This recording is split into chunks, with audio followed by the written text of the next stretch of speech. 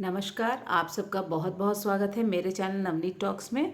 बच्चों, आज हम देखेंगे कक्षा 8वीं की हिंदी की पूरक पाठ्य पुस्तक जिसका नाम है भारत की खोज। और इस पुस्तक को लिखा है पंडित जवाहरलाल नेहरू जी ने। आज हम इस पुस्तक का 6वां पाठ देखने जा रहे हैं जिसका शीर्षक है अंतिम दौर एक। इस पाठ में भी बहुत सारे छोटे छोटे शीर्षक दिए गए हैं जिनको मैंने अलग अलग भागों में बांटा है।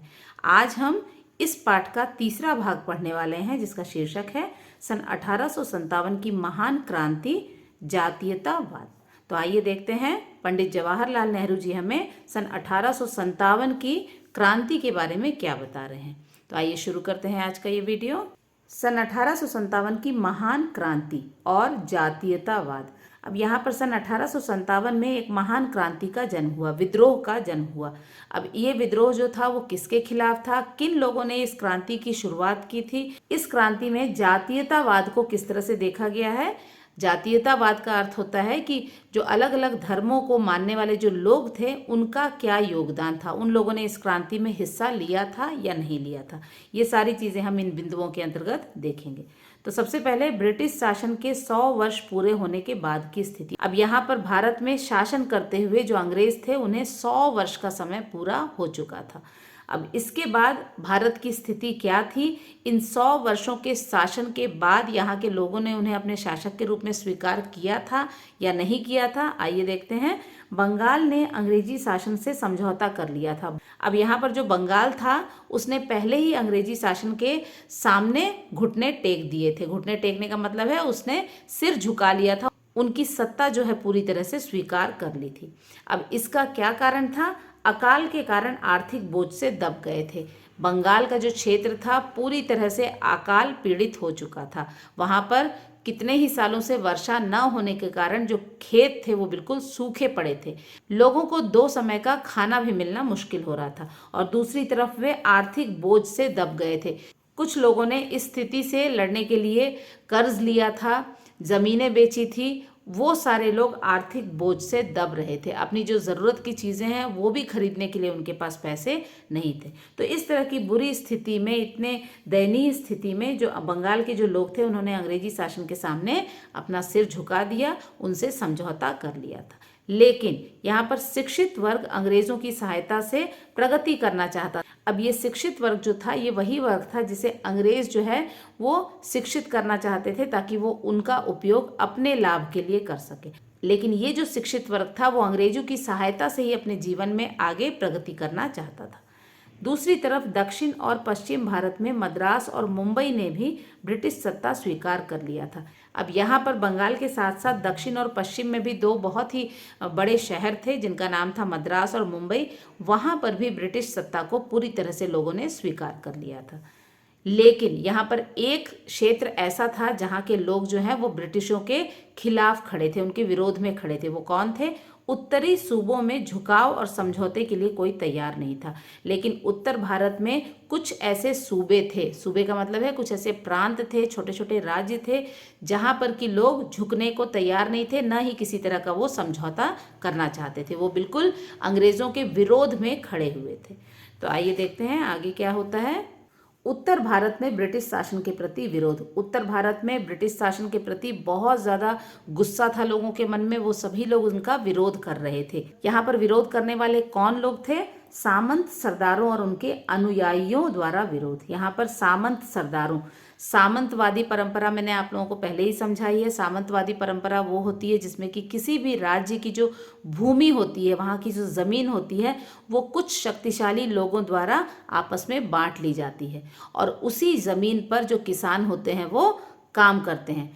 उस ज़मीन में जो भी अनाज उपजाया जाता है उसका एक बहुत बड़ा हिस्सा ये जो सामंतवादी सरदार होते हैं उनके हाथ में चला जाता है और बहुत ही कम लाभ जो है वो किसानों को मिलता है। अब इसी तरह की भूमि के जो सरदार थे, जो मालिक थे, उन्हें सामंत सरदार कहा जाता है। अब इस विरोध में सामंत सरदारों ने हिस्सा लिया और इनके जो अपने लोग थे, जो इनका अनुकरण करते थे, जो इनको फॉलो करते थे, अनुयायियों, इन्होंने भी इस विद्रोह में पूरा हिस्सा लिया था। सामान्य जनता में भी असंतोष की भावना बढ़ी। अब यहाँ पर जो आम लोग थे वो भी अंग्रेज़ों की गलत नीतियों से बहुत परेशान थे और उनके अंदर भी असंतोष की भावना थी। वो भी चाहते थे कि जो अंग्रेज़ हैं वो किसी तरह हमारे भारत को छोड़कर चले जाएं। लोग पूरी तरह ब्रिटिश विरोधी हो गए थे। अब उत्तर भारत का माहौल कुछ ऐसा हो गया था कि वहाँ के जो सामंत सरदार थे, साथ ही साथ जो सामान्य जनता थी, ये सभी लोग ब्रिटिश के विरोध में खड़े हो गए थे। अब इस विरोध का क्या परिणाम निकला? विरोध का परिणाम, इसका परिणाम ये हुआ कि सन 1857 की क्रांति यहाँ पर छिड़ गई। अब इस क्रांति की शुरुआत कहाँ से हुई थी? आइए देखते हैं। भारतीय सेना ने बगावत कर दी। यहाँ पर ब्रिटिशों द्वारा जो बनाई गई जो भारतीय सेना थी, जिसका प्रयोग वो हम भारतीयों पर ही किया करते थे, उस सेना में ही बगावत का मतलब होता है अंग्रेजों के खिलाफ आवाज उठाना। तो यहाँ पर भारतीय सेना ने ही बगावत कर दी थी। खुफिया तरीके से विद्रोह की योजना बनाई गई। यहाँ पर बहुत ही खुफिया तरीके से, बहुत ही सीक्रेट तरीके से इस विद्रोह की जो योजना थी, पूरी प्लानिंग थी, वो बनाई जा रही थी।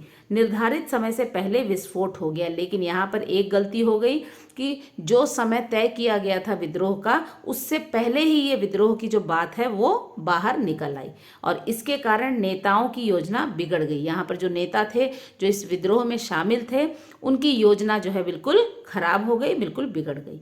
यह सैनिक आंदोलन से जन आंदोलन बन गया। अब ये जो आंदोलन था वो सिर्फ भारतीय सैनिकों का आंदोलन नहीं रह गया, बल्कि जन आंदोलन बन गया। जो जनता थी वो भी इस आंदोलन में उन्होंने बढ़ चढ़कर हिस्सा ले लिया। बड़ी तेजी से इसका प्रसार हुआ और इस आंदोलन का प्रचार प्रसार, मतलब ये जो आंदोलन है बहुत तेजी से एक क्षेत्र से दूसरे क्षेत्र फैलने लगा। तो आइए देखते हैं आगे क्या होता है इस आंदोलन को लेकर के। इसके बाद बताया गया है जन आंदोलन और भारतीय स्वाधीनता की लड़ाई का रूप ले लिया। अब ये जो क्रांति थी, ये जो विद्रोह था भारतीय सैनिकों का और आम जनता का, वो जन आंदोलन और भारतीय स्वाधीनता की लड़ाई के रूप में उभर करके सामने आ गया। अब भारतीय लोग जो हैं स्वाधीनता के लिए लड़ने के लिए तैयार खड़े थे। स्वाधीनता का मतलब है अपनी स्वतंत्रता के लिए वो लड़ने के लिए तैयार खड़े थे। अब ये लड़ाई कहाँ तक पहुंची? दिल्ली, संयुक्त प्रांत, मध्य भारत और बिहार तक सीमित था। अब ये जो जन आंदोलन था, ये जो क्रांति था, ये जो विद्रोह था, वो धीरे धीरे दिल्ली, संयुक्त प्रांत आज जिसे हम उत्तर प्रदेश के नाम से जानते हैं, उसे पहले संयुक्त प्रांत के नाम से जाना जाता था। तो ये संयुक्त प्रांत, मध्य भारत का मतलब है जो बीच का जो हिस्सा है हमारे भारत का, वहाँ पर भी बहुत सारे राज्य थे, प्रांत थे, वहाँ तक भी ये विद्रोह जो है पहुँच गया और यहाँ से पहुँचते पहुँचते बिहार तक ये विद्रोह जो है बिल्कुल फैल चुका। दिल्ली का शासक मुगल बादशाह बहादुर शाह जफर दुर्बल, बूढ़ा और कमज़ोर हो गया था। अब उस वक्त दिल्ली के राजगद्दी पर मुगल बादशाह बहादुर शाह जफर बैठे हुए थे, लेकिन ये जो राजा थे ये दुर्बल हो चुके थे, बूढ़े हो चुके थे और कमज़ोर हो चुके थे।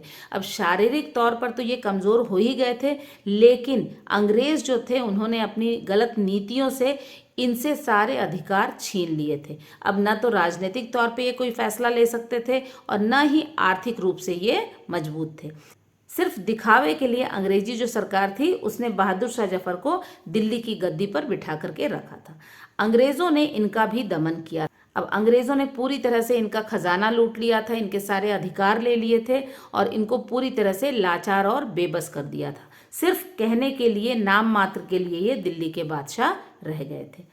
आगे है सामंती विस्फोट भी कहा गया है। ये जो विद्रोह था इसे सामंतीय विस्फोट कहा गया है, क्योंकि सभी सामंती सरदार जो थे उन्होंने इसमें भाग लिया था। इसीलिए ऐसा माना जाता है कि जितने भी सामंतीय सरदार थे सभी के मन में अंग्रेजों के प्रति रोष था, गुस्सा था, विद्रोह की भावना थी और इसे एक सामंती विस्फोट भी कहा गया है।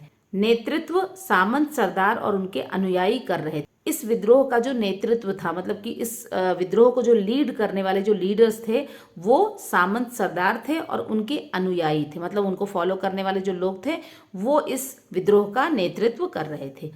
अब इसके बाद है इस विद्रोह में हिंदू और मुसलमानों ने पूरी तरह हिस्सा लिया। इसीलिए इस विद्रोह को जातीयतावाद से भी जोड़ा जाता है, क्योंकि इस विद्रोह में हिंदू और मुसलमान दोनों ही धर्मों के लोगों ने पूरी तरह से हिस्सा लिया था। इस विद्रोह ने अंग्रेजी शासन पर पूरा दबाव डाला। ये विद्रोह एक ऐसा विद्रोह था जिसकी कल्पना कभी भी ब्रिटिश शासन ने नहीं की थी। उन्हें कभी ऐसा नहीं लगता था कि भारतीय जो हैं उनके खिलाफ आवाज़ उठाएंगे, लेकिन इस विद्रोह ने अंग्रेजी शासन पर बहुत ज़्यादा दबाव डाल दिया था। तो आइए देखते हैं आगे। इसके बाद है 1857 विद्रोह का दमन। लेकिन देखते ही देखते 1857 का जो ये विद्रोह था इसे बिल्कुल दबा दिया गया। दमन करना मतलब धीरे धीरे बिल्कुल खत्म कर देना। लेकिन ये जो आंदोलन था ये किस तरह से खत्म हुआ, किसने इसे खत्म किया और उसके खत्म होने के क्या कारण थे, इन बिंदुओं के अंतर्गत हम देखेंगे। भारतीयों की सहायता से दमन किया गया। अंग्रेजों ने इस विद्रोह को खत्म करने के लिए भारतीयों की ही सहायता ली थी। हमारे देश में ही ऐसे कुछ लोग थे जो अपने फायदे के लिए अंग्रेजी सरकार की सहायता किया करते थे। तो उन्हीं भारतीयों की सहायता से अंग्रेजी सरकार जो है उन्होंने इस विद्रोह को बिल्कुल दबा दिया। और इसके बाद कुछ और कारण है। सामंत सरदार अयोग्य और असंगठित थे। जो सामंत सरदार जो कि इस विद्रोह का नेतृत्व कर रहे थे वो भी उतने योग्य नहीं थे, उतने केपेबल नहीं थे इस विद्रोह को आगे ले जाने के लिए। और साथ ही साथ उनमें संगठन की भावना का भी अभाव था। वो संगठित नहीं थे, यूनाइटेड नहीं थे। इसीलिए ये जो विद्रोह है धीरे धीरे खत्म हो गया। सामंत सरदारों के सामने कोई रचनात्मक आदर्श और सार्वजनिक हित नहीं था। यहाँ पर ये जो सामंत सरदार थे इन्होंने इस विद्रोह को शुरू तो कर दिया था, लेकिन उनके पास इस विद्रोह को आगे बढ़ाने की कोई ऐसी योजना नहीं थी। दूसरा कारण ये था कि सामंत जो सरदार थे उन्होंने कभी भी इस विद्रोह को सार्वजनिक हित से नहीं जोड़ा था।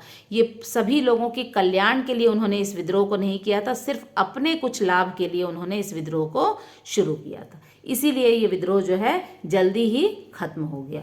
विद्रोह में भाग लेने वाले वीर, लेकिन ये जो विद्रोह था जब तक चला इसमें बहुत सारे ऐसे वीर लोग थे जिन्होंने भाग लिया और अंग्रेजों के खिलाफ लड़ते हुए उन्होंने अपने प्राण भी त्याग दिए। इनमें कौन लोग थे आइए देखते हैं। विद्रोह में कुछ श्रेष्ठ छापामार नेता उभर कर आए। यहाँ पर श्रेष्ठ छापामार जो है युद्ध की एक बहुत ही अजीब सी नीति है। इसमें जो युद्ध करने वाला व्यक्ति होता है वो कुछ सैनिकों के साथ अचानक से अपने दुश्मन पर हमला करता है, युद्ध करता है और उसी तरह से अचानक वो गायब हो जाता है। युद्ध करने का ये जो तरीका है इसे छापामार नीति कहा जाता है। तो यहाँ पर विद्रोह में कुछ ऐसे छापामार नेता भी सामने आए जो कि इस छापामार पद्धति से युद्ध करते थे और उन्होंने अंग्रेजों को बहुत ज़्यादा परेशान भी किया। इनमें किसका नाम सामने आता है? सबसे पहला नाम आता है तात्या टोपे का। तात्या टोपे जो थे छापामार नीति के साथ ही युद्ध किया करते थे और इन्होंने इस तरह से युद्ध करके अंग्रेज़ों को बहुत परेशान भी किया था। कई महीने अंग्रेज़ों को परेशान किया। तात्या टोपे ने कई महीनों तक इस नीति से युद्ध करते हुए अंग्रेज़ों को बहुत ज़्यादा परेशान किया था, लेकिन अपनों ने ही धोखा दिया। लेकिन यहाँ पर कुछ अपने ही लोग थे, अपने ही नज़दीकी लोग थे जिन्होंने तात्या टोपे से छल किया, अंग्रेज़ों को इनके बारे में जो खुफिया जानकारी थी वो दे दी और अंत में अंग्रेज़ों के हाथों तात्या टोपे जो है वो वीरगति को प्राप्त हो गए। इसके बाद जो दूसरा नाम आता है वो है रानी लक्ष्मीबाई का। रानी लक्ष्मीबाई का भी महत्वपूर्ण योगदान था इस विद्रोह में। उन्होंने भी अपने पति की मृत्यु के बाद झांसी अंग्रेज़ों को देने से मना कर दिया था और यही कारण था कि अंग्रेज़ों से उन्हें युद्ध करना पड़ा। और यहाँ पर युद्ध करते हुए वो बहुत ही कम उम्र में वो वीर गति को प्राप्त हो गई। 20 वर्ष की उम्र में वीर गति को प्राप्त हो गई। युद्ध करने वाले अंग्रेज जनरल ने कहा कि रानी लक्ष्मीबाई सबसे उत्तम और बहादुर थी। रानी लक्ष्मीबाई ने इतनी कुशलता के साथ युद्ध किया था कि एक अंग्रेजी जनरल जो कि उनके साथ युद्ध कर रहा था उसने भी रानी लक्ष्मीबाई की प्रशंसा करते हुए उनके बारे में कहा था कि रानी लक्ष्मीबाई जो है युद्ध करने में सबसे उत्तम है, सबसे श्रेष्ठ थी और उन्होंने बहुत ही बहादुरी के साथ युद्ध किया था। तो इस तरह से कुछ वीर जैसे कि तात्या टोपे और रानी लक्ष्मीबाई उन्होंने भी अपना पूरा योगदान इस विद्रोह में दिया था। तो आइए आगे देख लेते हैं। इसके बाद है 1857 के विद्रोह के बारे में इतिहास में लिखा झूठ। यहाँ पर 1857 के विद्रोह के बारे में वैसे देखा जाए तो बहुत कुछ लिखने को है, लेकिन इतिहास में जो सच्चाई थी उसे कहीं ना कहीं छुपा दिया गया है। बहुत सारी झूठ बातें इस विद्रोह के बारे में इतिहास में हमें पढ़ने को मिलेंगी। विद्रोह के दमन के बारे में झूठ कहा गया। विद्रोह का जो दमन हुआ था, विद्रोह को जो दबाया गया था, उसके बारे में बहुत सारी झूठ बातें इतिहास में लिखी गई थी। लेकिन यहाँ पर कुछ सच्ची बातें इस विद्रोह के बारे में एक बहुत ही महान स्वतंत्रता सेनानी हमारे भारत के थे जिनका नाम था वीर सावरकर। उन्होंने अपनी पुस्तक में लिखा था। सावरकर द्वारा लिखी पुस्तक the history of the war of independence में विद्रोह की सच्चाई लिखी गई। अब वीर सावरकर जो थे ये एक बहुत ही महान स्वतंत्रता सेनानी थे। उन्होंने एक पुस्तक लिखी थी इस विद्रोह के बाद जिसका नाम था the history of the war of independence. इसमें उन्होंने इस विद्रोह के शुरू होने से लेकर के इसके खत्म होने तक की पूरी सच्चाई अपनी किताब में उन्होंने लिखी थी। लेकिन यहाँ पर इस किताब का आखिर क्या हुआ, अंग्रेजों द्वारा इस पुस्तक को तुरंत ही जब्त कर लिया गया। जब्त करना मतलब अपने कब्जे में ले लेना। जब तक ये पुस्तक छपती और लोगों तक सच्चाई पहुंचती उससे पहले ही अंग्रेजों ने इस पुस्तक को जब्त कर लिया, मतलब अपने अधिकार में ले लिया। आज भी यह पुस्तक जब्त। आज जब अंग्रेज हमारे देश में नहीं है फिर भी इस पुस्तक को जनता तक पहुंचने नहीं दिया गया है। आज भी यह पुस्तक जो है जब्त करके रखी गई है। तो इस तरह से इस विद्रोह के बारे में कुछ और बातें यहाँ पर लिखी गई हैं। आइए और आगे देख लेते हैं हम। 1857 के विद्रोह का ब्रिटिश शासन पर प्रभाव। अब ये विद्रोह जो था शुरू भी हुआ और इसका दमन करके इसे खत्म भी कर दिया गया, लेकिन इस विद्रोह का आखिर क्या प्रभाव ब्रिटिश शासन पर पड़ा। ब्रिटिश शासन को झकझोर कर रख दिया था। झकझोर कर रख देना मतलब बिल्कुल अचंभित वाली स्थिति में जो ब्रिटिश शासन है वो आ चुकी थी, क्योंकि उन्हें कभी भी ऐसी उम्मीद नहीं थी कि भारतीय जो लोग हैं वो कभी भी हमारे खिलाफ कोई इस तरह का विद्रोह करेंगे। लेकिन ऐसा विद्रोह जब शुरू हो चुका था तो उनके लिए ये विश्वास कर पाना मुश्किल था कि भारतीयों ने इस तरह का आंदोलन हमारे खिलाफ किया है। ब्रिटिश प्रशासन का पुनर्गठन किया गया। अब ऐसा विद्रोह भविष्य में फिर से ना हो इसके लिए ब्रिटिश प्रशासन में बहुत सारे बदलाव किए गए। प्रशासन का मतलब है एडमिनिस्ट्रेशन। वहाँ पर बहुत सारे बदलाव किए गए, पुनर्गठन किया गया। वहाँ पर बहुत सारे ऐसे ब्रिटिशर्स थे जिन्हें हटा दिया गया, उन्हें इंग्लैंड वापस भेज दिया गया और योग्य अधिकारियों को इंग्लैंड से बुला करके उन्हें कार्यभार दिया गया।